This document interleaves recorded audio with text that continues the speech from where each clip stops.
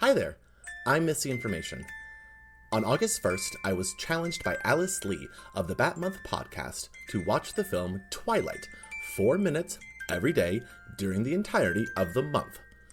I decided to do it, because who am I to say no to someone on the internet? And thus began Twaugust. Welcome to the beginning of week 2 of Twaugust. We are on day 8, episode 8. We are on minutes 28, a lot of 8 right there, to 32. I'm very excited if you are joining us after listening to the recap. I'm very excited if you are joining us having listened to all the episodes. By now you know that I am at the point where I am dealing with the early gaslighting that Edward has subjected Bella to from the start when he denied his supernatural powers after saving her from certain doom. We're going to go ahead and jump right into this because I already downloaded most of my thoughts that I had in the first 30 minutes in that recap. So I'm very excited to move forward and see what this next quarter of the film is going to lead us to. Starting at minute 28, we got the 3, 2, 1, and a boop. 3, 2, 1, boop.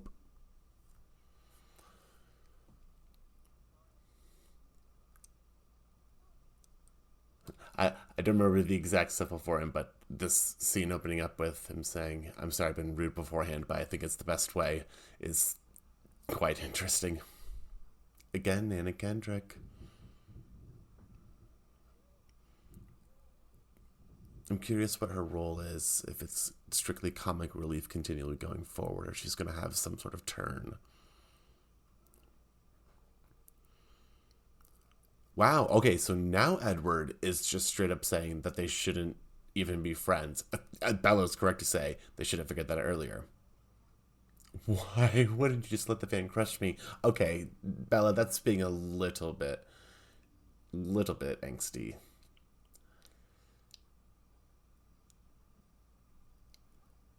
I'm enjoying the face work from her. He's doing a very good job at not being very expressive. Boy, those vampires just are all in a click. And again, need to point out, we have not been told they are vampires yet. That is still just information I know because I know it. And back to our coming of age scene here with the family. Well, father, which is family.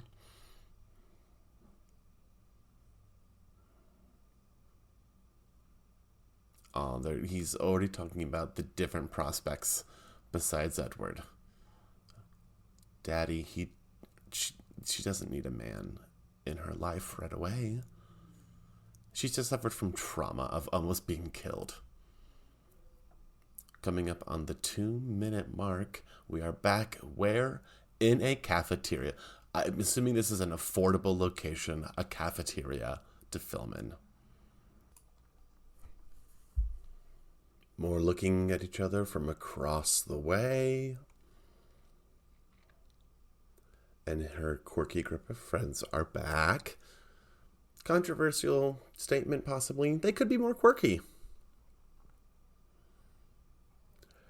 Again, the humor in this is so tepid or trepid.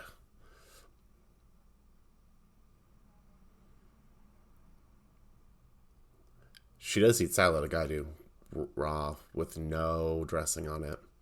Although I try and just have like a big bowl of vegetables. Your mood swings are giving me whiplash. That is very true. That she said that to him. Nice reversal of the typical, oh, females are too emotional. If you are smart, you'd stay away from me.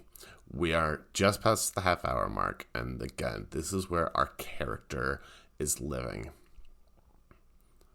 Are there many successful relationships that start with, you should probably stay away from me?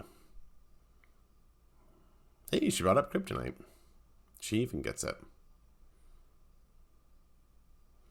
What if I'm not the hero? What if I'm the bad guy? This is, so far, Bella ignoring blatant red flags. The phrase, and someone tells you who they are, believe them. And he is telling her, I'm a bad guy. And she's like, nah, I see through you. 20 seconds left. Oh, she wants to go to the beach. I have to remember, these beaches would be probably cold up there in Washington.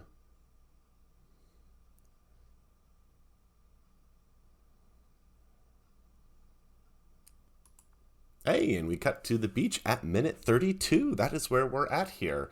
Oh, right. So we are nowhere near out of this mess we are with Edward and Bella's relationship starting off. Not an attractive look for Edward, despite just the general not attractive look for Edward. Really interested where, again, this goes. Further and further we stray from Bopa's light, Bobby Pat's, and we just get into this area where Edward is drowning out any appeal that he might have. It's really, really starting off on the wrong foot, scene after scene. Like, for the past 3 episodes, so 12 minutes, has simply been Edward gaslighting and or then reversing and telling a truth that he's not a good person, like telling her that I just feel like I'm at the point where I'm being so repetitive in these last episodes where I'm trying to find a new angle on it. But every single action that he takes is the reddest of red flags. It is crimson. It's